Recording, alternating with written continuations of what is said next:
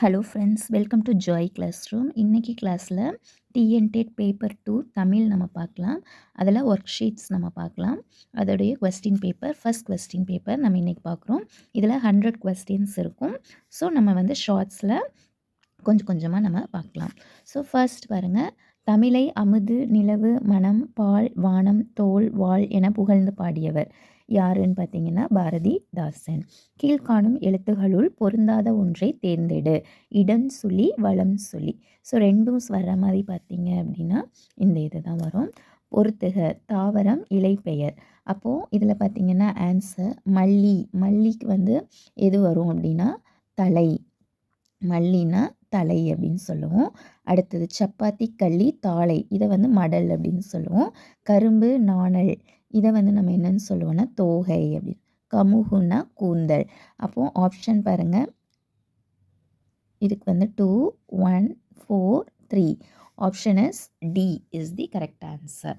அதே மாதிரி நெக்ஸ்ட், திரவ பொருள்களை எவ்வளவு அழுத்தினாலும் அவற்றின் அளவை சுருக்க முடியாது என்ற அறிவியல் கருத்தினை மெய்ப்பிக்கும் வண்ணம் ஆழ அமுக்கி முகக்கினும் ஆழ்கடல் நீர் நாளி முகவாது நாளி என பாடிய புலவர் யாருன்னா ஔவையார். பிரித்தெழுதுக பாகற்காய். இது எப்படி பிரிக்கலாம்னா பாகு ப்ளஸ் அல் ப்ளஸ் காய். கபிலர் எனும் சொல்லுக்கு மாத்திரை அளவை கண்டறிக.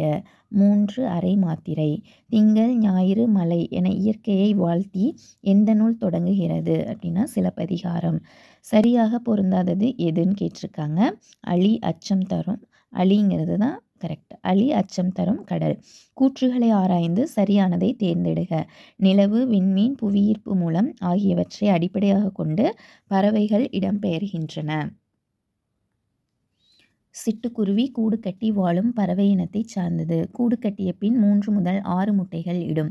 14 நாட்கள் அடைகாக்கும். 15ஆம் நாளில் குஞ்சுகள் வெளிவரும். இதில் வந்து எது சரின்னு கேட்டிருக்காங்க. ஸோ 1 2 தான் கரெக்டான ஆன்சர். நெக்ஸ்ட் பாருங்கள், 1954 நோபல் பரிசு பெற்ற ஆசிரியர் எர்னெஸ்ட் ஹெமிங்வேயின் ஆங்கில புதினத்தின் பெயர் என்னன்னு கேட்டிருக்காங்க. கிழவனும் கடலும். முப்புள்ளி முப்பாற்புள்ளி தனிநிலை என்பது எதனுடைய வேறு பெயர்கள்? ஆயுத எழுத்து. தம்மின் தம்மக்கள் டேஸ் மாநிலத்து மண்ணுயிர்க்கு எல்லாம் இனிது அறிவுடைமை.